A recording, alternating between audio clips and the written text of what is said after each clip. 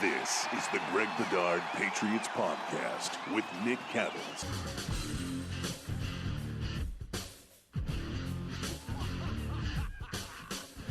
Today is another very special edition, one that we always look forward to. The 4, 5, 6 times we talked to him during the season and during the offseason. Greg Cosell, who is the executive producer, analyst for NFL Matchup, and also the guru just over there at NFL Films. He also does a great in-season podcast with Fantasy Points, and he also did this year, I think for the first time, where basically your notes that you go through, because you watch a lot of these guys all during the year, and you take meticulous notes. I watched over 200 guys, Greg, in detail. I'm a one-man scouting service. There you go, and those were put on Fantasy Points as well, and I was looking over them, and surprisingly, a little bit, you took a look at you had taken a look at a lot of the guys that the Patriots ended up drafting. Not Cole Strange in the first round, so we won't talk much about Cole. I know, he was a bunch of guys. There were 2 guys I missed on the first 2 days of the draft, which was the first 3 rounds, and unfortunately, Cole Strange was one of them. Yeah. So make sure you guys go over, if you want to, all of these profiles are up there over at Fantasy Points. Go check it out. It's really great. Just going off of Tyquan Thornton, you have Greg's strengths, weaknesses, sort of other bullet points on the player. And then, which is the important thing, and we'll talk about some of these players, is how Greg sees their transition going from the college to pros, like what they're going to need to work on, what they might struggle with, how early they might play, depending on the scheme, that sort of thing. So invaluable stuff. If you're still interested in the draft and the guys as a whole in this league who you're going to be seeing, go check it out over at Fantasy Points. So Greg, welcome. Thanks for doing this. I appreciate it. Sure. Love it, Greg. Love it. Love being with you. So you did not take a look at Cole Strange, so we're not going to talk about his evaluation. Well, other than he's going to transition because he played tackle in college, and everybody knew he wouldn't play tackle in the NFL. Yeah, and what's interesting, at the Senior Bowl, he played almost exclusively center. Yes. Which actually, after watching as much film as I could on the kid, a lot of Senior Bowl, I think he played against Kentucky at some point in time, which was sort of his coming out party. A bunch of draft picks on that Kentucky defensive line. I think that he's obviously going to play right away. I mean, you don't draft a guy in the first round at guard and not play him right away. And we'll see how he competes. I mean, I do think right now he's a little bit light in the lower body for me. I think he's going to need to get a little bit stronger there to really hold up against some of the bigger guys in the league. He struggled with Travis Jones from UConn at the Senior Bowl, but so did everybody. I do think, though, to me, I saw center all over him. He looks to me like an Alex Mack type of guy who can get to the second level at an elite rate, and we'll see what happens. But as far as Cole Strange goes, what I wanted to discuss with you is, I just wanted your opinion on sort of the value of taking an interior offensive lineman, especially if a guy's going to be a guard. How do you see that value in today's NFL game? I mean, I have my opinions on it, especially looking at the recent Patriots teams who we've seen, from Dan Connolly, Brian Stork, and Ryan Wendell in 2014 to Joe Tooney, David Andrews, and Shaq Mason. None of them drafted higher than the 3rd round, all playing immediately for the Patriots. I have my doubts about what the value is in taking a guard there, let alone Cole Strange, who may or may not have been available later. But I'm just wondering your thoughts from talking to people around the league, just in general, on your thoughts on taking an interior offensive lineman in the first round. Well, here's the way I would answer that question. And again, I don't think there's a right or wrong. Okay, I think we all agree because we don't know. I would say that the first thing I think about when I see the way a team drafts, because when I do my evaluations, and I want people to understand, I do all these before the draft, so I don't know who's going to be drafted where, is I think about Sundays in the NFL. I think about how teams have to play.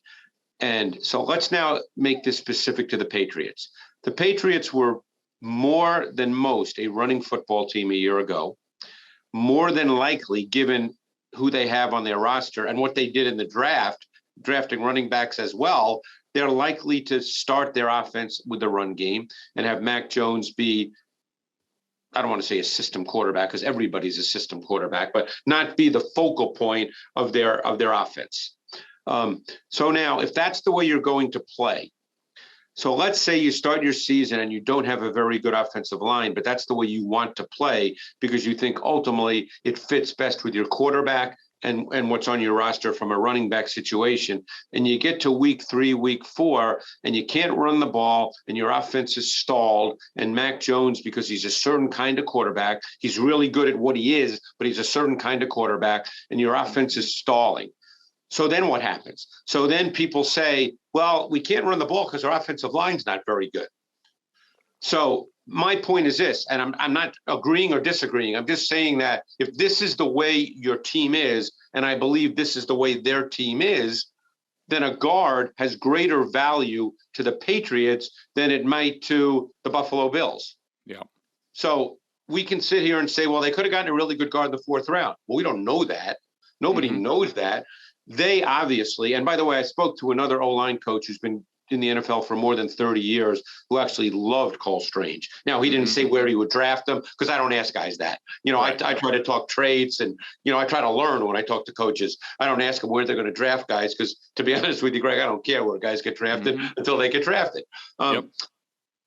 So, you know, the point being that if Cole Strange is what the Patriots think he is, and he's a day one starter at guard, and they can line up with Stevenson and Harris, and I know they have other backs because they drafted them. Who did they drafted? One I liked, as I recall. I don't have their list. Yeah, Pierre Strong and Kevin Harris, both. Right, of those guys. Right. So they want to be a running football team to start, and this allows them to be what they want to be and do it well.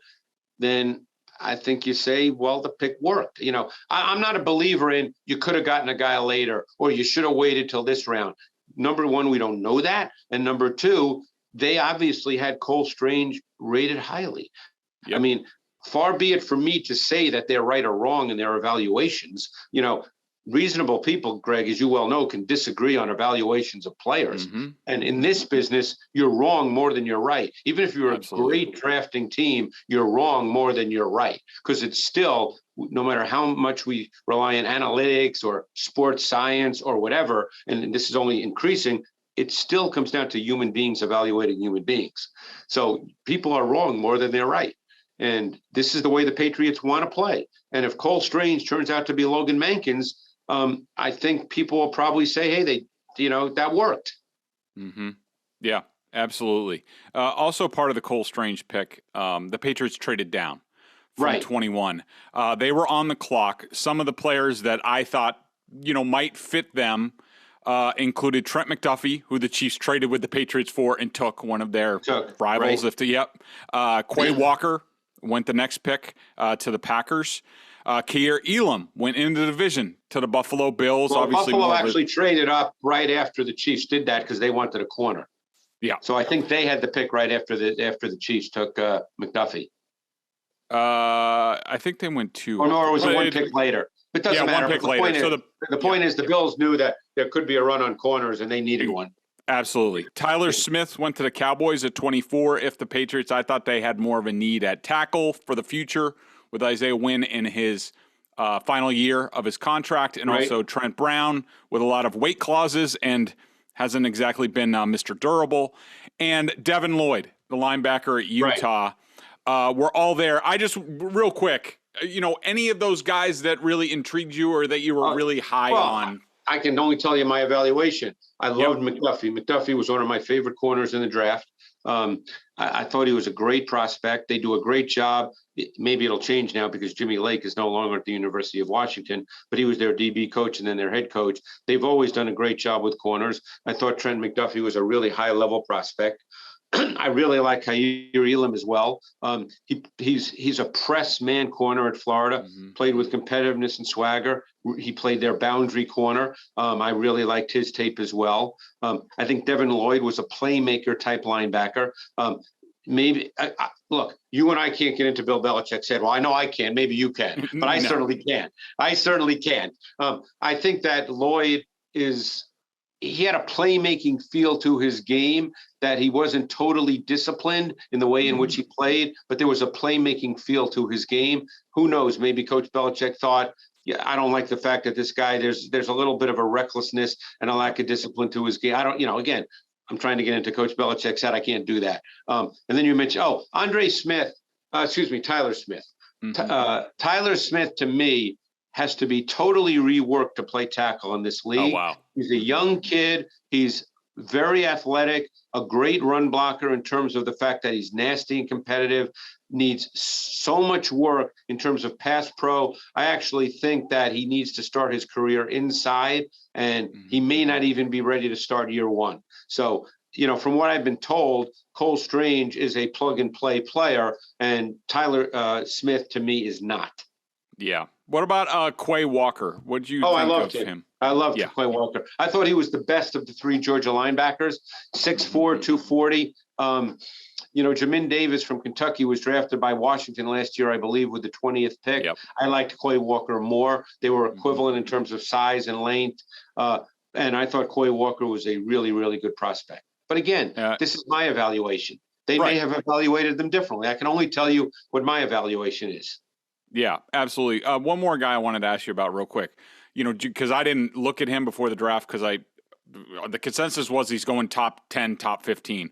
Jermaine Johnson from Florida State. Is he a guy that would have fit what the Patriots do, or is he just sort of an upfield, pin the ears back, go after the No, he was a really good run defender. I love Jermaine Johnson. I thought Jermaine Johnson, my feeling is, and again, this is my feeling based on tape and then projection. Yep. And this is the part where guys get it wrong, and maybe I'll be wrong. But I thought Jermaine Johnson, that when we look ahead 3 years down the road, 4 years down the road, that he'll be the best edge player in this class. That was my view of Jermaine Johnson based on tape study. He's a really good run defender. I think he's scratching the surface of being a pass rusher. He's long. He's athletic. I really liked his tape a lot. So the Patriots in the second round, they draft after taking a guard who most people hadn't heard of before the draft, trade up into the second round and draft Tyquan Thornton, a tall, skinny, blazing fast wide receiver from Baylor, who surprisingly wasn't even invited to the Senior Bowl, stood out at the Shrine Bowl. But Greg, this is a guy that I think you were higher on than most, that you were very intrigued by watching his film. Very intrigued. I thought he was, along with Jamison Williams, the two most explosive vertical receivers in this draft class. And I thought his track speed showed up on tape. He got on top of, he ran by corners. He primarily, almost exclusively lined up on the outside. I thought that there was some physicality to the way he played, too, some toughness to him. He competed and played a lot tougher, Greg, than his thin frame might suggest. And that's what really stood out to me. I thought that he had a feel for defeating press coverage as well. He's a South Florida kid. And most South Florida kids, as you probably know, they've got grit to them. They've got toughness to them. You have to when you play high school football in South Florida. Or even youth football. Probably, yeah. I'm sure you're right about that. Mm-hmm. I mean, again, I made the point in my notes that I said he probably will never be a true high volume number one target, but I also thought that he could be far more than just a one note vertical receiver. But I really liked him. I knew nothing about him. Other than what he did at the combine when I started watching his tape, and obviously he ran a 4.28 40, which was the fastest by any wide receiver at the combine. He ran in-breaking routes, which, to me, that's a tell. When you see guys run a lot of in-breaking routes, slants, in-breakers, you have to catch the ball in the middle of the field in the NFL. The game in the NFL is played much more in the middle of the field because of the hash marks, whereas the college game is played much more on the perimeter because of the hash marks. And I thought that he showed that toughness. He made some contested catches. I really liked his tape. I was truly surprised. And I'll say this. I didn't think there was much of a difference at all between Tyquan Thornton and Chris Olave, based on purely on tape study. Now, Chris Olave played at Ohio State, and the helmet logo often says a lot about the way people view players. And we'll see as time goes on. Like I said, maybe I'll be wrong, but I really like Tyquan Thornton's tape. Yeah, I didn't know much. I watched him a little bit. Basically, you know, I'm not much of a draft Nick. I don't like to waste my time on, you know, since I'm covering one team on watching 300 guys when my team's going to pick like 8 or 9 of them. And I try to watch the top 3-ish rounds guys or take a look at guys at least. And I remember taking a look at Thornton early on and I kind of was like, oh, well, he's fast, he's tall, skinny. You know, I don't know. I don't see much. But then after the Patriots drafted him, obviously I went into the film and I watched multiple games on him. And I came out with the same conclusion that you did, Greg. You know, that I was surprised that there was more there than just what you heard out of a lot of draft guys after this pick was tall, skinny, small hands, small wrists, you know, fast, straight line guy. No, there's more than that on film. If you watch him, like you said, the in-breaking routes, that shows me something that the coaches and the quarterbacks show trust in the guy. He plucked the ball out of the air. Yes, he had a couple really nice boundary catches against, you know, tough coverage, even on some of the ones he didn't come up with. He fought hard for the ball, just didn't come with it at the last second, but he was right there. So I agree with you. There's more there. I don't know whether I would have taken him this high. I might have tried to sneak him into the 3rd round, but there's something there with this kid, and it'll be interesting to see whether he pops or not, because I think he's sort of the litmus test on this draft class, and sort of we all know what the Patriots draft history is at the position. Hasn't been good.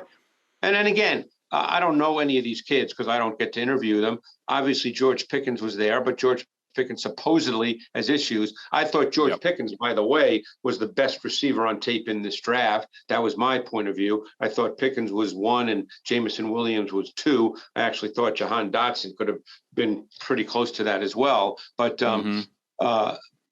you know, Tyquan Thornton, to me, I will echo what you said because I watched him in great detail, as you can see by my evaluation. I mean, that's pretty detailed, as you can see, Greg. So, and as I said, I didn't know much about him at all.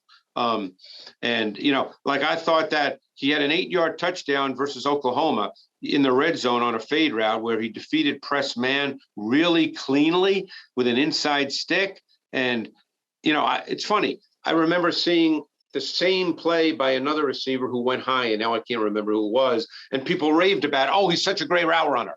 But Thornton did the exact same thing. But because, Greg, he was not thought of that way, the narrative, Thornton wasn't part of anyone's narrative. So no one said anything about him. But I thought the tape said all you need to know. Yeah. And look, I've known you for years. I know the way you operate. So I'm not going to ask you, like, which of these guys is going to have the more successful career? Because you and I both know it all depends on scheme, coaches, quarterback, all this other stuff. Yeah. But just, you know, there was a whole group of receivers taken there. Thornton, Pickens, Alec Pierce. I love Alec Pierce. Sky Moore as well. Yeah, I mean, I really liked Alec Pierce. I was in the minority. I thought Alec Pierce and Drake London were very similar. Now, Drake London went 8th. I loved Alec Pierce. You know, I saw a comp for Alec Pierce after I did him, which I didn't think of, but I thought it was a very interesting one. And the comp was Jordy Nelson. And I think I loved Alec Pierce on tape. Again, you know me well enough to know everything I say is based on watching tape. And hey, I could be wrong. But like you said, there's going to be 10 variables that we don't know about right as we're speaking today. Absolutely. 3rd round, they took Marcus Jones, 5'8" cornerback out of Houston. I love the kid, baller, returner. What do you think of him? Love the kid. You know, I know Bill doesn't play a lot of cover 2.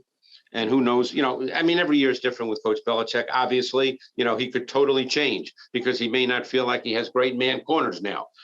You know who came to my mind watching Marcus Jones? First, let me talk about Marcus Jones. He played outside corner, which he won't play in the NFL. I mean, unless they're playing against a 5'9" wideout. He played the slot, which he could play in the NFL, and he played safety. He's an explosive athlete now. He's twitchy. He's sudden. So you know the guy I thought of in terms of deployment, okay? I thought of Tyrann Mathieu, who's 5'9". Yeah, he's 5'9", Matthew. I think Marcus Jones could be your middle hole defender in cover 2. I think he could be a starting safety. I think he could play slot corner, all these things that Tyrann Mathieu does. I loved Marcus Jones' tape. The times he got beat as an outside corner at at Houston, were because he was 5'8", where guys went up over him. But he's not going to play outside corner in the NFL. Yeah. Absolutely. And then, they went with they doubled up a cornerback with Jack Jones, a kid from Arizona State who originally was at USC, has some off-field issues. Yeah. What'd you see out of Jack Jones? He played outside at Arizona State. He's a slot corner because he's 170 pounds. But, he was the number 1 or number 2 recruited corner coming out of high school. He was big time coming out of high school. And like that, he went to USC, as you said. His tape, he's actually a really talented kid. I mean, but because he's 171 pounds, it's hard to see him playing on the outside. But I think has all the needed traits to be an effective slot corner. He's smooth, he's fluid, he's got some twitch to him. He can play man, he can play zone. Even though he's 170, he's physical and competitive because, as you know, slot corners have to do a lot of things. They have to be able to play man. They have to be able to play zone. They've got to be able to play the run. They've got to be able to blitz at times. So I think that in the right situation, he could be a starting slot corner. That's what I said. Obviously, the situation he's in now is in New England. I don't know how they see him, but I think he's a slot corner. Let me ask you this, considering you mentioned this with Marcus Jones, just talking out loud about this. So you said that he could be sort of like Honey Badger. He can play a variety of ways, has done that in college, even free safety. Yeah. Could you see a situation, because the Patriots, what they have now, Devin McCourty's in his final year. You have Kyle Duggar, who's a box safety. Adrian Phillips, who's sort of a box safety, plays a lot of robber for the Patriots. Right. Jabril Peppers could play some free safety, but I don't know. He's more of a box safety. Could given development, could Marcus Jones play a free safety in the Patriots scheme and Jack Jones be sort of the next slot cornerback? Could you see something like that happening? Well, to be honest with you, with Coach Belichick, you could see a lot of things because look what he did with Adrian Phillips. I mean, Adrian Phillips was a guy who I did coming out of Texas. And I remember saying to myself, well, this guy's a dime safety in the NFL, which he turned out to be, by the way. Yep. But look at the way Coach Belichick uses him. He's essentially he's almost a combination linebacker, as you know. He plays at times, he covers tight ends at times, doesn't play a whole lot on the back end, but will on occasion. I mean, what Coach Belichick does with a lot of these kinds of players is really fascinating to me. And, he doesn't just put these guys in a box, which is why, when they drafted Marcus Jones, I thought, wow, that is really intriguing to me because I think he can play multiple positions. And my strong guess is Coach Belichick thought the same thing or he wouldn't have drafted him. Yeah, absolutely. Let's deal with the two running backs together here. They drafted Pierre Strong out of South Dakota State in the 4th round. They drafted Kevin Harris out of South Carolina in the 6th round. Are they the same type of backs or are they different? Okay. They're different. Pierre Strong, he's kind of a smooth, linear, darting, slashing runner. He almost looked rhythmic at times. He's got big playability. It's a little bit of a smaller back. I think that he's probably not a feature type back in the league, but I don't think he was drafted to be one by New England. I think that he can be a really good receiver too. He caught the ball easily. I think there's much to be unlocked as a receiver. I think you can detach him from the formation. Sorry, Greg. So no, go ahead. Go ahead. In comparison to James White is coming back from hip injury. They don't really have. They have J.J. Taylor, and they've given him some shots, but it doesn't seem they're sold on him. Could he fill sort of a pass back role for New England given development? I think, yes, he could. I think he could do that for sure. I think, whether that happens this year, but, that I can't answer because you don't know about a guy's development. But I think he can be in that role and then be kind of a complementary back. He does have big playability as a runner. No question about that. I mean, he's kind of a smooth, slashing. He almost looks rhythmic when you watch him. Now, he played at a lower level of college football, but I think that he can be that guy. What about Kevin Harris? Is more of a every down, first two down Kevin back? Harris, maybe I didn't see him. Where's he? Oh, I have him. I did see him. Kevin Harris is the South Carolina kid, right? Yep, exactly. Had an injury a couple years ago. Yeah, he's it's so funny how drafts work out, because there's no mystery to Harris. I mean, he's a decisive, competitive, naturally powerful downhill runner. And here's what I typed. I don't know if you saw, you read my thing, but I said that that features in an offense that features the run game as a significant foundation of their offense, much in the way Jordan Howard worked for the Eagles, and to a lesser extent the way Damian Harris was used by the Patriots. He's not as good a runner as Damian Harris, but I think that's what he is. There's no mystery to Kevin Harris from South Carolina. He's a grinder. Yeah, well, Greg, I'm sure you don't keep up with every depth chart, but just for your information, I mean, look, like we said, James White's coming back from hip surgery. He's not even cleared yet. So the future of third down back in New England is up for grabs. Damian Harris is in a contract year. They have Ramondre Stevenson right behind him. You could very easily see either Damian Harris being dealt this year, depending on, say, so Kevin Harris fits there if they need a replacement for Damian Harris or whoever. And Pierre Strong could potentially be a James White replacement. So you sort of see how that lines up. Which, by the way, goes right back to the start of our conversation, Greg, as to how they want to play. Now, I would imagine they will see Mac Jones over time developing into more than what he is now. And, what he is now, he was certainly very good as a rookie. As you and I discussed, he had some ups and downs, probably a few more downs than people might think, but he certainly was still very good overall. Wouldn't you agree? Yep, absolutely. Mm-hmm. Yeah. I mean, coaches nitpick. That's their job. I nitpick when I watch, because I learned a long time ago, we're evaluating quarterbacks to win Super Bowls, not to go 9-8. And I know Coach Belichick's doing the same thing. They're not interested in going 9-8. So Mac Jones had an up and down year, more ups than downs, but I'm sure in their mind, 3 years from now, they probably feel he can do more than he's doing now. But right now, they're a running football team. That's where it starts. So I think the point you just made is a very valid one.